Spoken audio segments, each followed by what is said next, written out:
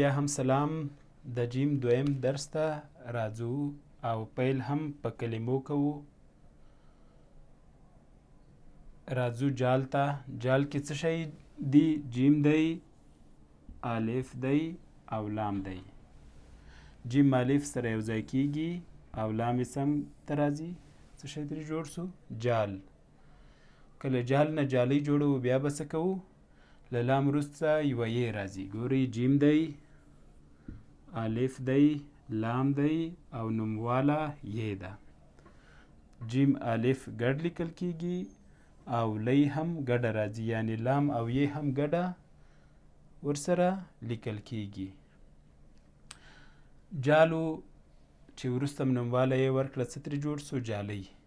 اوس که جال ته د نوموالي یې په ځای هې ورکو څه به ترې جوړ سي؟ جاله. جیم دی، الف دی، لام دی، هې ده.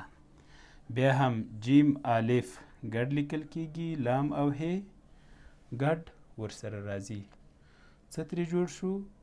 جاله. ګورئ که د لام په ځای میم ولیکو بیا څه جوړیږي؟ جامه ترې جوړیږي. جیم الف میم هې. جیم الف ګډ لیکل کیږي، میم او هې هم ګډ لیکل کیږي. څه ترې جوړ شو؟ جامه. جامه چې ځینې خلک یې لباس ته وایي. جاله به ولیکو. جاله خو پیژنئ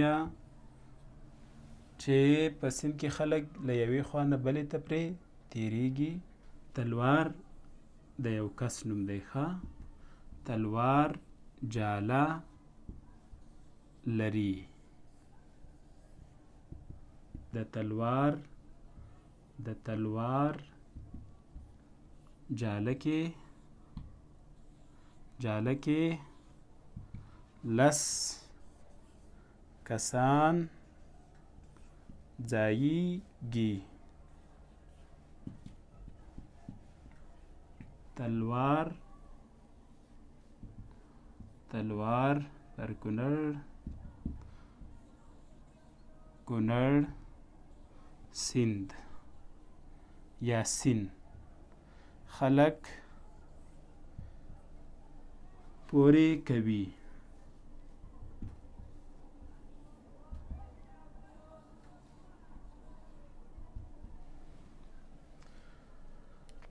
ګورئ جاله، تلوار جاله لري. د تلوار جاله کې لس کسان ځایږي.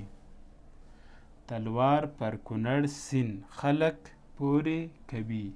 منظور جاله کې پورې کوي. جاله جیم الف لام هې جاله. تلوار ت لام واو الف ر تلوار. تلوار جاله لري. لري کې لام ر یې.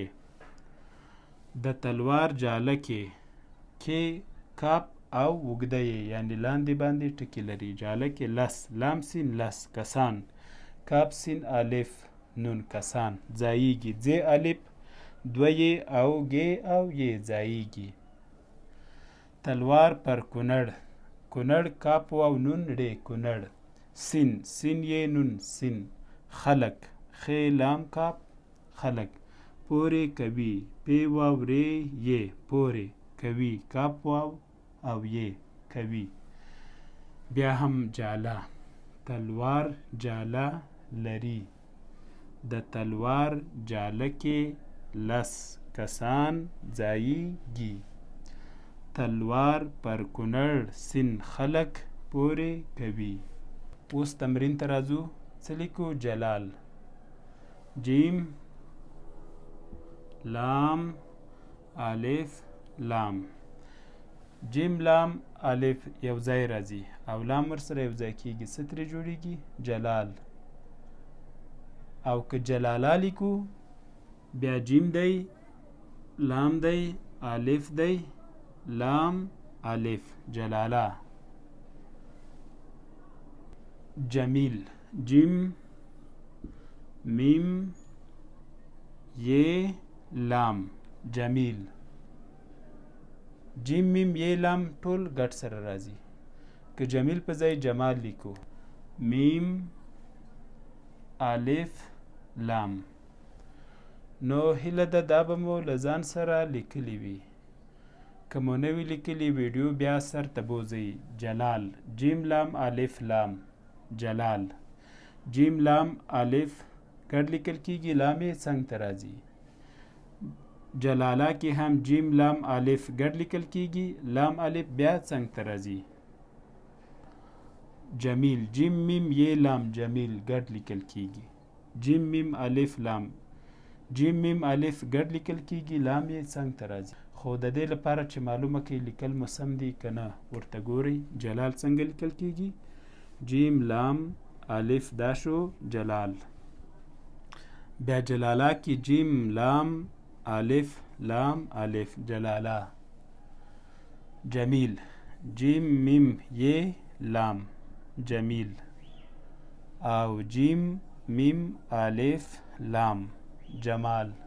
پښتو زده کړه فیسبوک پاڼه در سره خوښه کړئ او د نورو ملګرو سره شریکه کړئ.